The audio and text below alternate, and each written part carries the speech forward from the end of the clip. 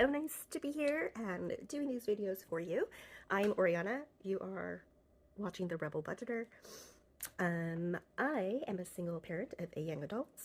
I am a travel advisor, and we have two cats that are super adorable, and Hermosa might actually make a cameo. Wicker, not so much. So let's get into it. Today we've got a fair amount of cash.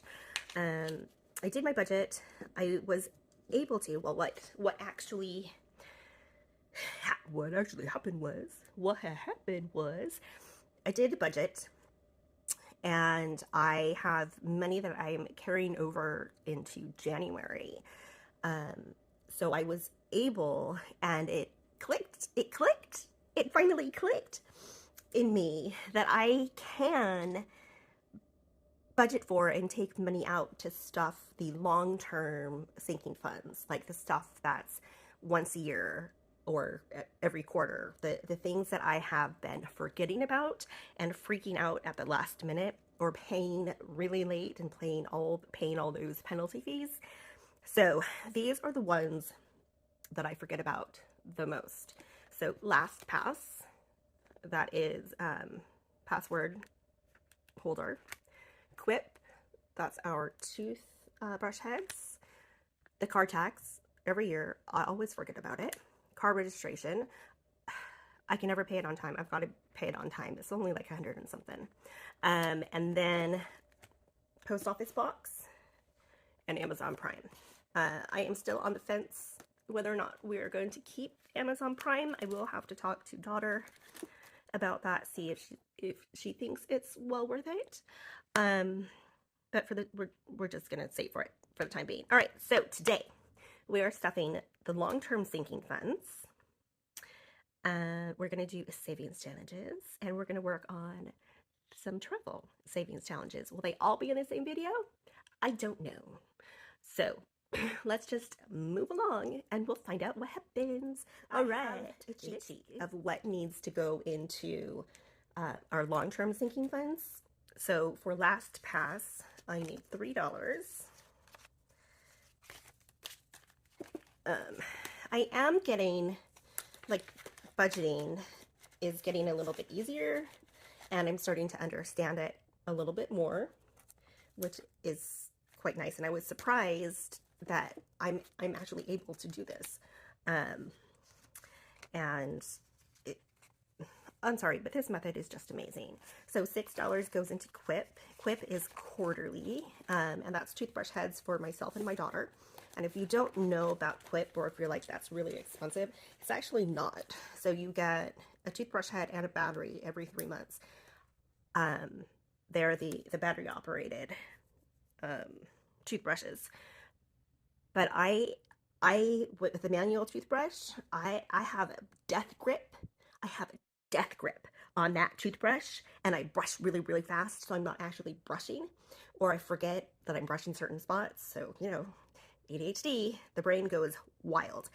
So I got the Quip toothbrushes for my daughter and I for Christmas a couple years ago, and it has been working really, really, really well. So they have 4 sections of 30 seconds, so it is 2 minutes, and so each time it does a buzz, it's move on to the next quadrant, and that has been working quite well. I still have a freaking death grip, like a death grip on that toothbrush, and I need to learn how to loosen it up a little bit more. So I have been liking that quite a lot. Right, so now car tax gets 13, and then 12, 13. Pardon me. I do have a fairly nasty cold at the moment. Yeah, that's car tax. Car registration gets 11. That's 11. I turned the heat on in my apartment, and now I'm just hot. Prime gets 12. Our Prime renews, I think, in February, so this really isn't going to go toward this February. This might go toward next year or to pay me back. But last year, Prime's payment ended up on my daughter's account, and I don't really want that to happen. Just because It's unfair. So there we go. Prime. Get some cash money. And P.O. Box. We're going to say goodbye to you. Bye, my friend. We're going to go to P.O. Box. And P.O. Box is getting 15. Yay! I. So we have 16 in P.O. Box. By listening back to the videos that I make, you guys, I do know what my daughter is saying when she says that I overextend the S sound. So I'm really going to try to work on not overextending the S sound. All right, so that is done. That was $60 into a long-term sinking funds. Let's go to our gas envelope, and this is just our little sinking fund for gas so that we always have gas money. I want to put in 10. Let's put in 10. So let's do 6.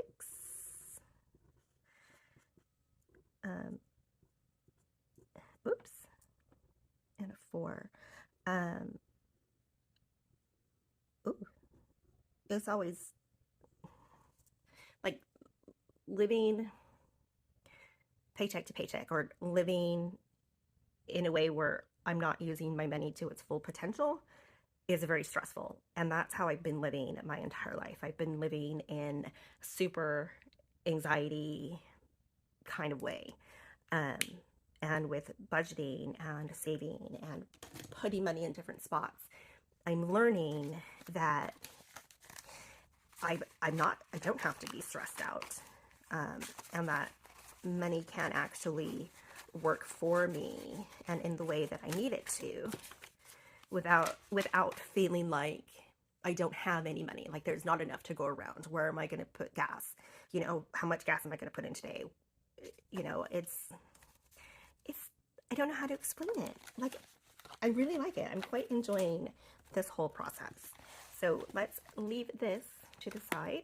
Oh, holy buggers. All right, so I clicked the video off instead of record when I came back. I turned off the heat and I opened the balcony door just because I just got so hot. So my IOU for the Walrus Scratcher was 13, and I'm just adding that in before we even start with savings challenges or anything, just because this is twice now and we just need to pay it. So I paid it. It's done. We should have 25, 10, 15, 16, 17, 18, 19, oops, 20, 10, 20, 15. What? 15. What is 15 and 10? 10, 15, 16, 17, 18, 19, 20. Did I not put in... What? 13. 20. Wait! 15 plus 10 is 25. Okay. The brain is failing me, and I only have 20, so I need to add a 5. I need to add a 5. 10, 15, 20, 1, 2, 3, 4, 5. Okay, so I have 25 brain. All right, I have a very hard time remembering numbers. I mean, when I was a kid, we had to remember like phone numbers and stuff, so you know, I could do that because I just went over and over and over and like, oh no, look, hi, we already have that 5 in there. Yay, this is fun. All right, so Walrus is paid up. We have 25. So remembering numbers for me is very difficult, and I'm just now realizing it as I'm getting older, because in the day job, a lot of the orders that all the orders that we shop for have numbers associated with it, but everybody remembers the numbers, but I remember the names. And people, when I'm at the day job, they're like, well, where's such and such a number? I'm like, I don't know. Or they're like, do you have such and such a number? I'm like, sorry, you're going to have to look because I don't know the numbers. I know names. So I have no idea what you're talking about. I have no idea what you're talking about at all. So that's a lot of fun. All right, that is done. That is done. So the other one we need to do in my black binder, this is the me binder, is our emergency. I do have coins, and it is going to be a little loud as I dump them out. And let's see, where did we get last time? Last time we got all the way up to $14. We're working on $14.49. Can you see? Oh, probably not gonna focus. Woo. $14.49 is our next one, and then after that is $14.90. What am I doing? $14.98. So let's see where we can grab these at. Close your eyes and close your ears. This is going to be a little loud, and I'm really sorry.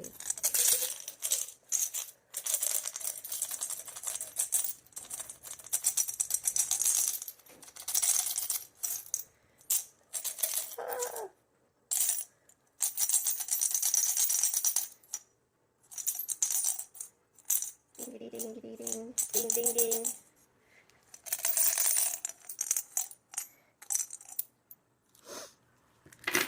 Woo!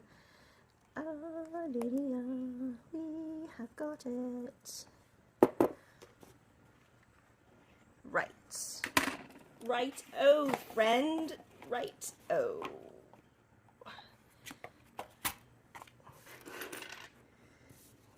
I'm going to bring you in just a tad. So hold on. There we go. This is our penny challenge. We need to find $14.49, 10, 11, 12, 13, 14. All right, so what I was saying before, I know I said it, was that we face the money in the same direction. So all the money facing in the same direction, upside, heads up, heads right, or heads left. I was told in a comment a couple of videos ago from a previous banker is that you face the money in the same direction so that it makes it easier to count. So I have 14 and 20, oh no, that's 50, ooh, 25, 35, 45, 46, 47, come on, 48, 49. So I have $14.49 going in here, and we're just going to mark off $14.49. So $14.48. I'm going to 1, 2, 3, 4. Oh, $14.98. 75. 85. 95, 6, 7, 8. That is in, and we can mark that off. And 1547 is the next one. 15, 25, 35, 40, 45, 46, 47. 1547. We'll mark that one off. 75, 85, 90. Okay, so we're going to leave these for the next time. 75, 85. So I have 90 cents. So we're going to leave that. And we're going to see how much we have put in this time to our emergency penny savings challenge. I know it's going to take a while to finish this, and I am not worried. I just want to put in as much as I can because sometimes I feel like it's taking too long, and I just want to be done. 10, 20, 25, 30, 35, 36, 37, 38, 39, 42. We're putting in 42. I'm going to take two 20s. 10, 20, 25, 30, 35, 36, 37, 38, 39, and 40. So we still have change for our stuff that we want to do. So let's see how much we have. So we had 170 last time. So we should have over 200 at this particular moment. And this is just the bills. 20, 40, 60, 81, 20, 40, 60, 82, 10. Oh, we have 212. Very nice. We are moving along. This is just the bills in our little emergency fund. So that is done. I'm only going to count the coins when I have enough to roll. And I already have some rolled. I just don't have enough more to roll. And that change was from Christmas shopping. Ooh. So when I finished all the Christmas savings challenges, right? The collaboration from Donna Powered by Creativity, Budget Better Life, Plan Live Budget, and Lisa Grateful Me. Finished all those. Plus, I finished the scratcher that Ellie on Earth sent. So that netted me $155 saved. And I was able to Christmas shop. And I was shopping for my daughter, her boyfriend, and of course myself, because I don't ever buy anything for myself. And I think it's time that I start making myself a little bit more of a priority. So that change was all from Christmas shopping and a little bit from groceries. Yeah, fun times. All right, let us take a moment